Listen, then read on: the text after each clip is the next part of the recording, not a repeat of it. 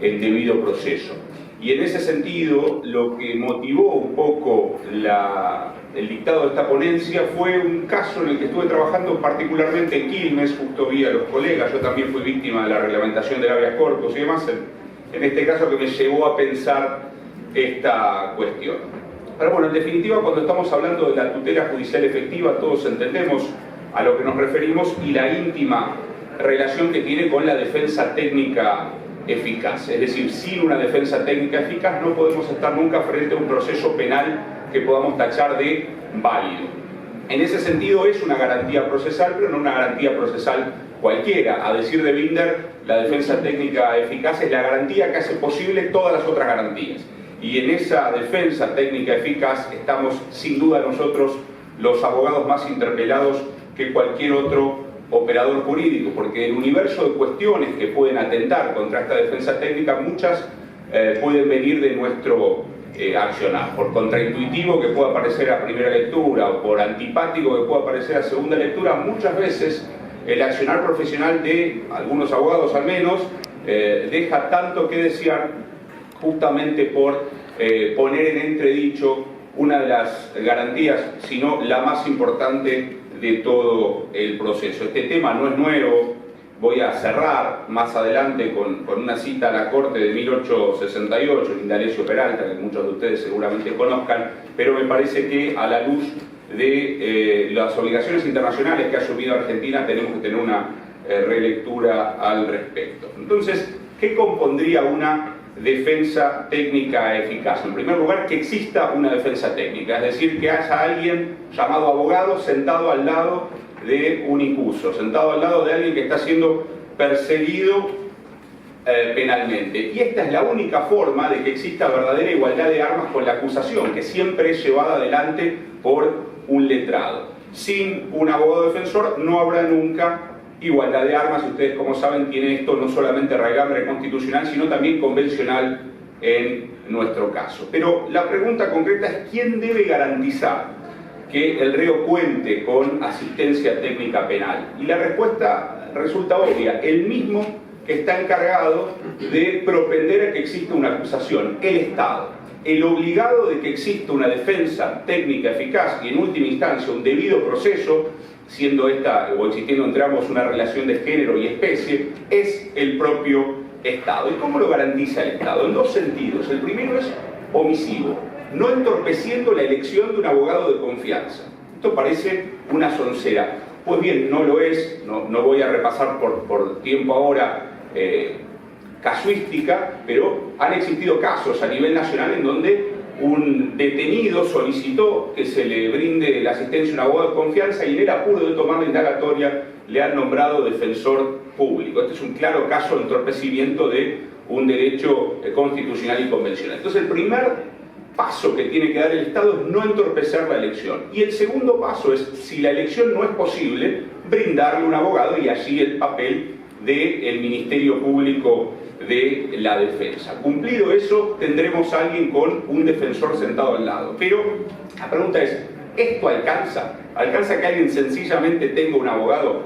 La respuesta no debe venir de mí, contundentemente puedo decir que no, sino más fácilmente del antecedente Ruano Torres de la Corte Interamericana de Derechos Humanos, que básicamente dice que nombrar a un defensor con el solo objeto de cumplir con una formalidad procesal equivaldría a no contar con defensa técnica. Es equivalente que no tenga abogado a que tenga un abogado que incurra en una seria mala praxis o que no propenda a una defensa técnica eficaz. Y esto porque jamás el mero formalismo de ponerle un abogado al lado a un imputado debe servir para legitimar lo perverso que puede tener un proceso. Es decir, la comprobación empírica o la realidad ontológica de que haya sentado alguien con traje y corbata sentado al lado de un imputado no alcanza para dar por satisfecho el requisito de la defensa técnica eficaz. Debe efectivamente propender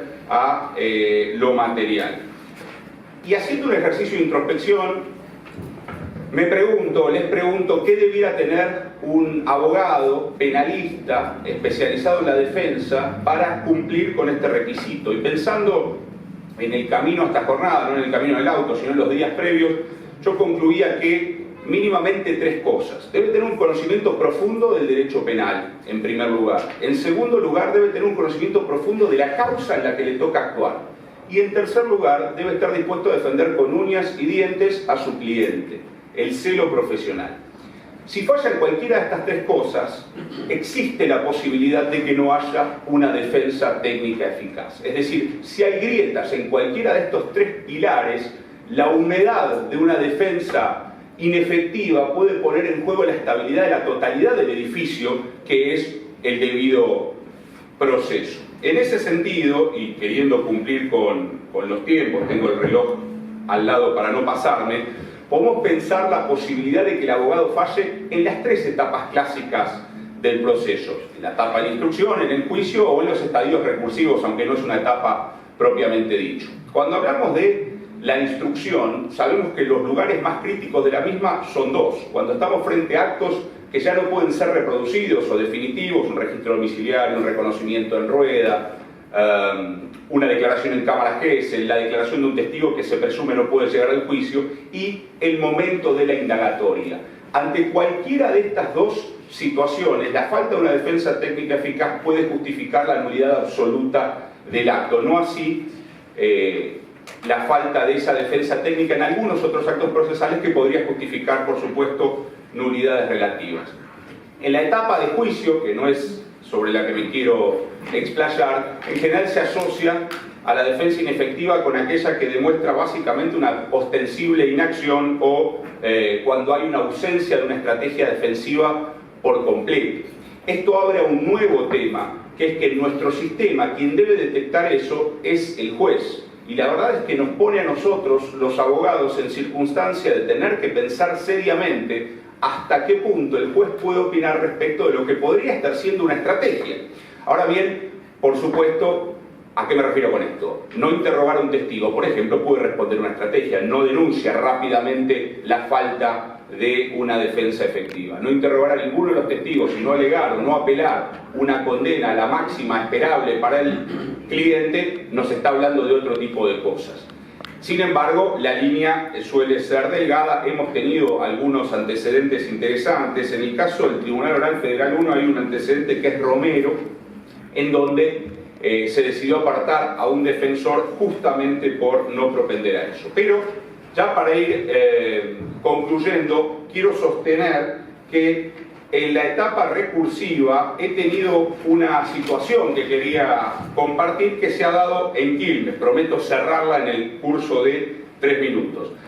He tomado la defensa de una persona que estaba detenida por lesiones leves cometidas en contexto de violencia de género, una máxima de 2 años, primario. Tenía una abogada defensora, presentó una excarcelación, fue rechazada por el titular del juzgado de Garantías 2, la abogada no la apeló. Sin embargo, el reo, el detenido, en la comisaría cuarta de Quilmes escribió la palabra apelo junto a su firma. Todos sabemos lo que eso significa. Un mes después, el titular del juzgado se da cuenta de que esto ocurrió, le tiene por presentar la apelación, pero por supuesto, no fundada, con lo cual le corre traslado a la abogada para que la funde.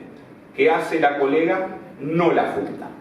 Con lo cual, el juez, a mi criterio equivocadamente, le tuvo por decaído el derecho de apelar. Entiendo que lo que debió haber ocurrido habría sido el apartamiento de la colega para que otro abogado, público o privado, a discutirse ese punto, funde. Ahora bien, esta es la práctica habitual en las situaciones de recursos interpuestos en forma paupers. Y en ese sentido, la defensa técnica ineficaz, quiero decir, corre por cuenta del abogado, pero también por cuenta del juez. Porque si el juez hubiese sido absolutamente garantista en todo el sentido de la palabra, debió haber actuado conforme sus facultades disciplinarias, me refiero al 98 del Código de la provincia, apartado al abogado y haberle garantizado a esta persona su posibilidad de tener un doble conforme. Haciéndoles la historia corta, pasaron 3 meses antes de que la segunda instancia pudiera revisar esa situación, previo de todas maneras ser partícipe del reglamento habeas corpus que rige en Quilmes. Entonces, para cerrar hoy con esta cuestión, quiero decir, todos debemos hacer siempre una autocrítica respecto a si estamos cumpliendo con estos 3 puntos.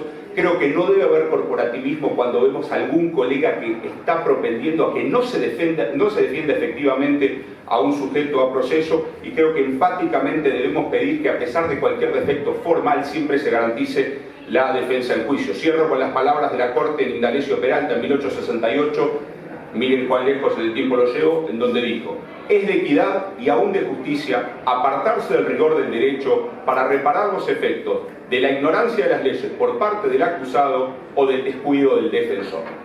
Muchas gracias.